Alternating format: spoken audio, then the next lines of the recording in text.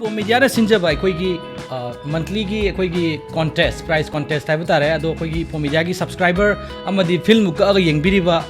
अखोगी viewers सिंग दमक्ता अखोना फर्स्ट प्राइज विनर मसीगी अखोगी जनिता शर्मा मंगोंदा अखोई प्राइज असे इपो मीडिया की साइट के सिनजगे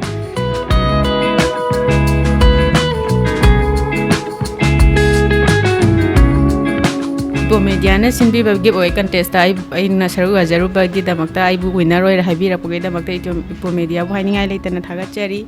आई इपो मीडिया दा फिल्म अदुम सब्सक्रिप्शन दा अदुम येंगजै अदुगा सिगी ओय तवय खंगबई सो नंबे येंगजबने अदुदा गसिसु कंटेस्ट दा आई यावबिरपगी दमक्ता अमुको सोना थागाचरी अदुगा मयामसु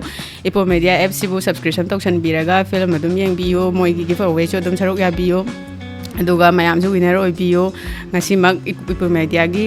apps pu play store dagi download tawsalaga mayamsu yengbinaba aina somukan haina haijari thank you Ipoh media की हंदकी कॉन्टेस्ट असिदा अखोगी पार्टिसिपेंट मंगा विनर मंगा अखोइना लाक्पिनबगी दमक्ता अखोइना रिक्वेस्ट तौजखिबनी अदुबु ओनली फर्स्ट ताबा विनर दुमक ngasi यौबिरै अतोपा कांबु सिंग ngasi चिल्ले नत्रगा करी रीजन लेबननो यौसन बिरक्त्रे अदुगा अखोगी प्राइज फंगबगी अखोगी वैलिडिटी सिजु ngasi ना लास्ट डे ओइजबनी अदुना मयाम वरोबिबे यादे अखोई ngasi की validity ओइबनसु अखोई ngasi की प्रोग्राम असिसु मयामना मपुंग फाबदा खितंग ओइकिदबा हाइदु थोखरे अदुना मयाम नेक्स्ट मंथ की दमक्ता मयाम सेम सादुना लेबियो अखोई ngamnaba लानफम हाइबा फिल्म अमा होजिक इपो मीडिया दा प्रीबुक हौजरबनी अदु सोइदरमकी सब्सक्रिप्शन नत्रगा अखोई फिल्म अदु अखोई प्रीबुक तौबिरगा येंगनबगी दमक्ता सेम सादुना लेबियो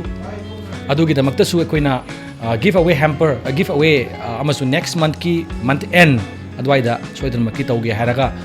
तौननबगी दमक्ता अखोई सेम सादुना लेजरमगे हंदक्ति खितंग एक्टिवली पार्टिसिपेट तौबियु हाइदुना अखोइना इपो मीडिया की साइट की मियामबु रिक्वेस्ट तौजरी अदुगा अखोइबुसु मियामबु सेवा तौबगी तंजा अदो बिनबगी दमक्तासु हन हन हाइजरी ngasi की दमक्तादि इपो मीडिया की साइट की मियामदि काइनबगी याथंग अदु लौजरी थैंक यू वेरी मच